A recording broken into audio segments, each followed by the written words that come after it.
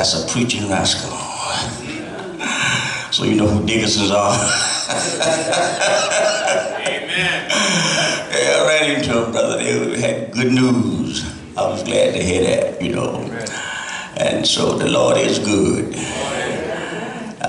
There are times when I need to remind my own self how good God is. And that God is in control of this whole world we are living in. But there are times when, you know, we all get disturbed. when we can't figure things out. We get disturbed. Don't let nobody fool you. They get disturbed too. I don't care how spiritual you think you are. There are things we just don't understand. And I listen sometimes to what the writer says and how they were able to predict these times that we're living in. Now, don't tell me they don't trouble you sometimes, because these times that we're living in are critical. The evil times, and folks are doing any and everything. You know, and that bothers me sometimes. You know, you can do the best you can for folks, and they'll still try to kill you. You can treat them greatly, and they'll call you everything but a child of God. So are the times that we are living in. And so it's good when we are able to understand the times. Now, I ain't gonna be long. I'm just not gonna be long because I'm already excited. Y'all just pray with me. But here's what Paul said. He said, but no. Don't think. See, a lot of people think, but he says no. And you have to be able to observe what's going on. So he said, but know this, that perilous times will come, and they're already here. And so I want to talk briefly about understanding the times.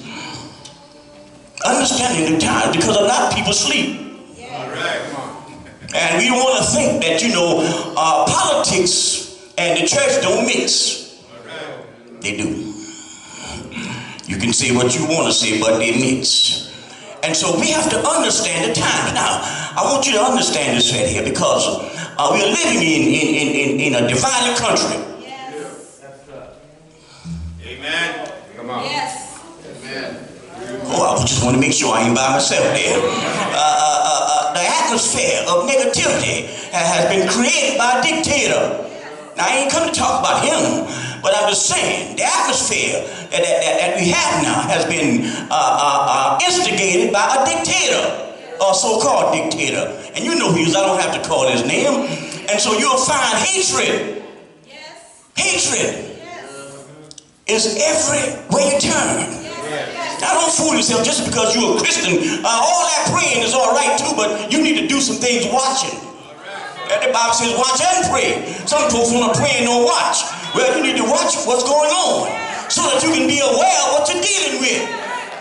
Don't fool yourself. I'm a Christian, yeah, but look at here. I don't always act like one. Because sometimes you got to call a spade just what it is. Now look at here. I don't just let everybody roll up on me talking yak. Look at here. Sometimes you got to straighten them out. Because you got to understand the times that we're living in. I look around sometimes and I talk to these young boys, but I found out that they're much wiser,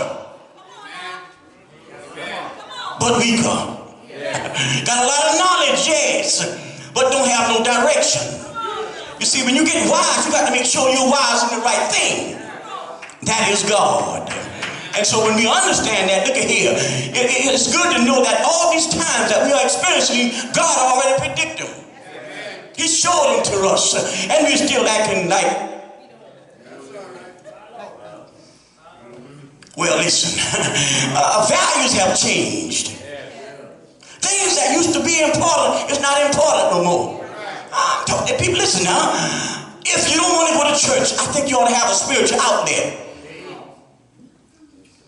Don't fool yourself. All of us need fellowship. We need fellowship. You need somebody to talk to you. I don't care how smart you think you are. You need somebody to talk to you and give you some advice, because nobody knows it all. And so you'll be surprised if we get back to what we used to be. Are you with me? The church is divided. Now look here. When the church set a bad example, what do you expect for the community? But these are the times, because the Bible talks about a falling away. That's what Paul was talking about, the apostles say. Other words are falling away. And so we'll find a whole lot of things much more entertaining in the church. If the church is full, that means you got a good entertainment. If you ain't got no entertainment, look here, folks ain't coming. Now look at here. You don't have to be dead, but you ought to have a spirit-filled life. So that, look at here, when you get a few folks that knows how to fire up a church, when you get a few folks that know the Lord, something happens on the inside and shows up on the outside. Look at here, every now and then, I'm not by myself here, every now and then you ought to praise him. Look at here, look at your children. We ain't got many here, but look at children. When they see the Spirit of God in you, they can't always understand it, but when they see the Spirit of God in you, they want to imitate it. Don't fool yourself. I see little children set by grandma and set by grandpa who clapping their hand. They begin to clap their hand too. Little children in church set by grown-ups. They say amen. Little children say amen. They say thank you Jesus. The little children say thank you Jesus. Now watch this here. If you ain't saying the right thing, they'll say the same thing you say. You cursing. You talking about folks, and the little children do the same thing. I ain't making it up because I know little children, when they come to church with a mean grandmama, they begin to act look like old grandmama come to church looking mean and ugly and talking about everybody. The little child start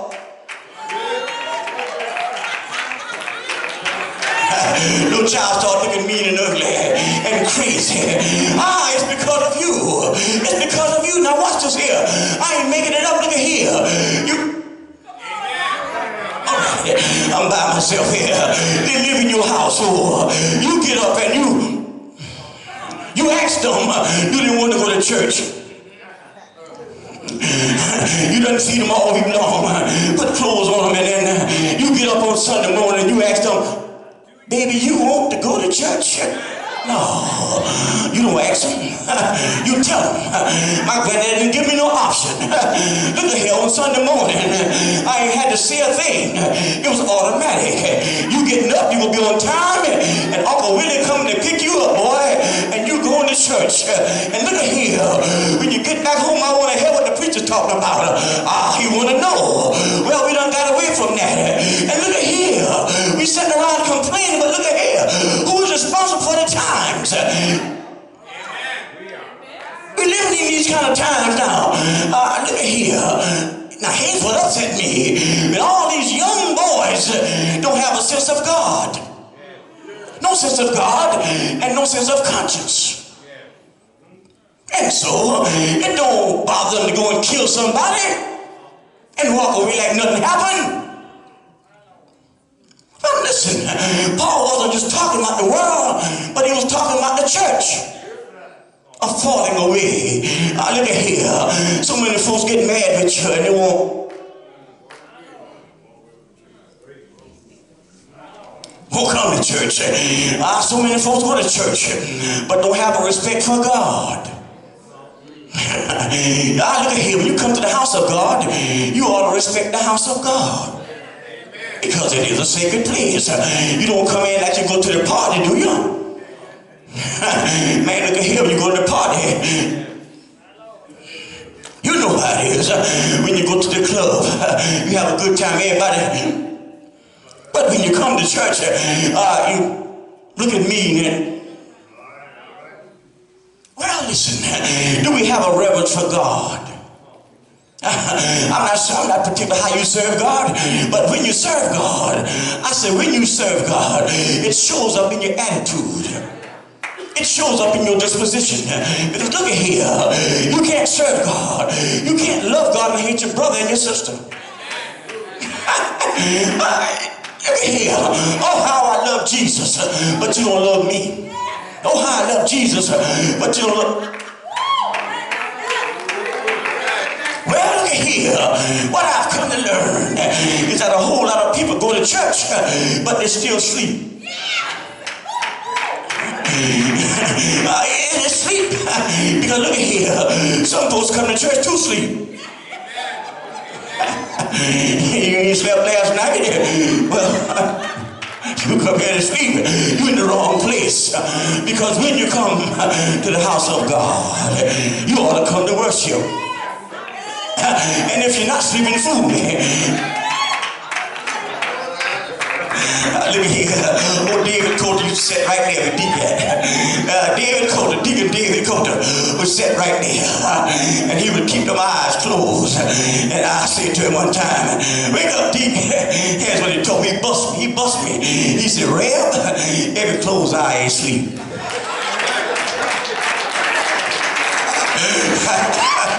So you don't know when people are sleeping. But I'm saying don't close your eyes. Because when I see your eyes closed, you ain't all that spiritual. I think you're asleep. But look at here now. Let me go to this text here. He says this time. Don't look at me. You see, I ain't making it up. All this he's saying. Why is he saying this here? Now, you know, you got somebody just like this. I heard the deacon say, oh, it ain't just Trump. Okay, I know it's not just Trump. It's church folks too. Oh, all right then. He said for men. Now look at here, ladies. Don't you think he talking just about men? That's just the way they written it. He talking about women too. He said they'll be lovers of. I'm glad. Ain't nobody here like that. Ain't nobody here like that. Ain't no selfish folks like that in the church here who love just stuff. Do you know anybody like that? Maybe you got some friends like that. But Paul says, lovers of. Lovers of. Ain't nobody here love no money. We Christians. Boasters. Man, I always tell you the same thing here. This fellow, you know, he came by Bill's one time, and he was telling me how good he was. Now, you know, listen, I already knew he was lying, but I listen. Hey, I don't drink no liquor. I don't lie. I don't chase women. I don't steal. I know he was lying, but look at here. If you're doing all that, just live it. Just let your light so shine before men that they may see your good works and glorify the Father in heaven. Because you got a lot of people who like to talk, man. Look at here. It ain't about what you've done for the church. It's about what the church has done for you. I go to the church, I pay my tithes. I go to everything the church got. But is your spirit right? See, what you need to understand is that when you get to the house of God, you ought to praise him for letting you get there. When you get to the house of God, you ought to give him praise just for having life, health, and strength. You ought to thank God because you're in your right mind. You ought to thank God. Look here. First of all, you ain't got nothing to boast about. No. Ain't nobody in here can boast about how good they are. Watch this here. Because it had not been for the mercy of God. If it had not been for the grace of God, I'll be on my way to a devil's hell. But look at here, found God for myself early one Friday evening, unfit to live and ashamed to die. Made me realize how good God was. Because if he had cut me off while I was acting fool, if he had cut me off while I was stupid, if he had cut me off while I was crazy, I'd be on my way to a devil's hell. But look at here, I'm so glad that God gives us chance after chance after chance after chance. And if God been so good to you, I say, if God been so good to you, then you ought to tell him thank you. If God been so good to you, if you can look back on your life and be real with yourself and realize he brought you from a mighty long ways. If it had not been for the Lord on my side, tell me where would I be? And so when I look at folks, now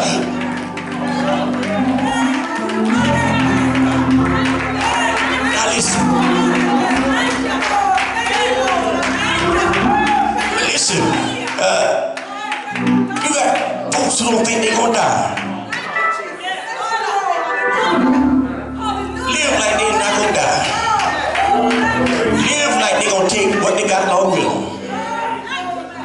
Ain't going to happen. It ain't going to happen. Paul talk about people being proud, blasphemers, disobedient to parents.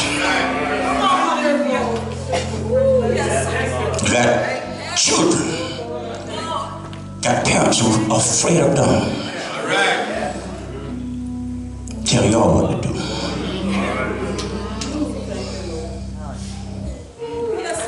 Is that true? He said unthankful. You can have a lot of people, not just children, unthankful, ungrateful.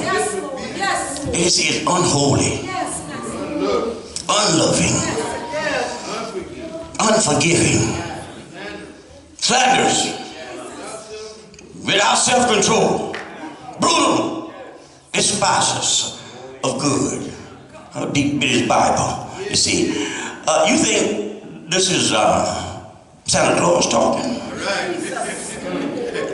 You think it's not for real? See, you know it's real, I know it's real. Why? Because we experienced it. We see it. Next thing you talk about is traitors. Folks whom you would put your best trust in. And they betray you. And don't care. That's kind of tough. Headstrong. In other words, you got some folks who know everything. Ain't nobody right but you. Lovers of pleasure rather than lovers of God. And I close with this. Have a form of godliness, but deny the power of God. You be careful about Chopping John and Sister Holy Sue. It doesn't make how much difference how they shout. That's right. That's right. And how much they praise if there's no action behind it. See, the devil is real smart. And he knows how to imitate. He can't duplicate, but he can imitate. Fellow said when the devil was traveling, he had 3 devilish folks going along with him. One went to the club, one went to the other old place of repute, whatever, ill repute, and one went to the church. The other 2 he could find. He found them because that's where he expected them to be. But that 3rd one, couldn't find him nowhere. You know, and so they was going by our church, and they heard a whole lot of noise going on, shouting and playing. And they said, oh, no, I know he ain't there. But they stopped there anyway. And say when they walked in the church, see the devil was beating everybody shouting. The devil was shouting all over the place. And the devil had one of them dancing suits along with him. They were dancing together. And they said, when they got him, they said, man, what are you doing up in there? He said, I want to be where the major sinners at. See, he did just like me. Listen, the devil knows when you're just like him. Oh yeah, he knows when you're just like him. See, listen, you can be the meanest person in church and know how to shout. You can be the meanest person in the world and know how to speak in tongues. Oh yeah. See, people don't think the devil can speak in tongues. You know how? You know how? And people get impressed. The devil wants to impress you. And see, that form of godliness. Listen, folks, here's the bad part. It has become worldwide. Yes. Yes. Yeah. It's worldwide. All right. Listen, folks, the biggest crowd, I guarantee you, got the biggest entertainment. I'm not saying throwing off on them. Listen, some people go to church just for the music. Now, listen, I know for a fact that there's power in music. Amen. Amen. You know, and I've seen the drunk dance in the church. I know you know, this fellow was dancing in here one Sunday. He didn't realize he was in the church. He started popping his fingers trying to swing dance like he was in the club. I remember it because he was right here front center. He was popping his he was dancing. Listen, man, the guitar was rolling and the rhythm numbers on that thing, and man, he acted like he was in the club. See, you can forget. Music can take you to another realm. And then folks say, man, we have a good time. But no power with it. See, once you fellowship with God, God give you some power. That's right. Yes, it does. Testimony of power. Thank you, Lord. A life of power. Listen, folks, don't let nobody fool you. People can look at you and tell when you got the right spirit in you. Yes, Lord. Amen. Don't have to, see, church people can be so mean. You know, and that don't bother me because I understand it. Just because you wear a little cloth over your head and a long dress, and you don't speak to nobody, that don't make you holy. It fool you that you are that holy. You're not that holy. If you don't know how to talk to old common people, you ain't all that holy. Just because you dress a certain way, you don't talk to the drug dealers and the alcoholics and the people in the street. No, you're too good. You know, I think it's sad that we believe that we gotta fake it. We gotta fake it to make it. See, the reality of this thing is that when you're real with God, God will be real with you. I'll tell you this when I'm through. I had reservations about you telling me that God is your husband. You know, lady, her husband left her and she went and joined a sanctified church and she said to me, God is my husband. I said, God is spiritual. At your age, you need something physical. God is not going to be physical with you because God is spiritual. Oh, but God is my husband. That was because she was emotional distraught. You see? And listen, it's the truth. Had on them long thing overhead and them long dresses. But when that husband who had left her came back to town, and she ran into him. And he found her and she found him. I ain't making it up. That long dress went back up. And that thing on her head, I don't know where that went south somewhere. And listen, here's the reality of it. The next time I saw her in the mall, in Walmart, she was happy as a jaybird. Oh, I'm sad, man. I met my husband back. Oh, but I thought you was already happy. You're already happy in Jesus. But you're fooling me. You ain't fooling me at all. I know. You get a certain point, you get so holy. Nah, we ain't all that holy. I'm just telling you that all the time. We ain't all that. I love God too, just like you do. I ain't got nothing to fear. I ain't got nothing to be phony about. You can fool people. You can't fool God. and you can't fool yourself. I'm foolish.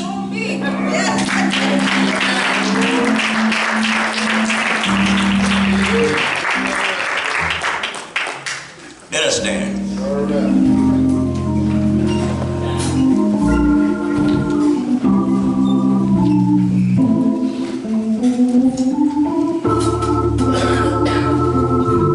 Will there be one? Will there be one? Will there be one? It is our prayer. Come now.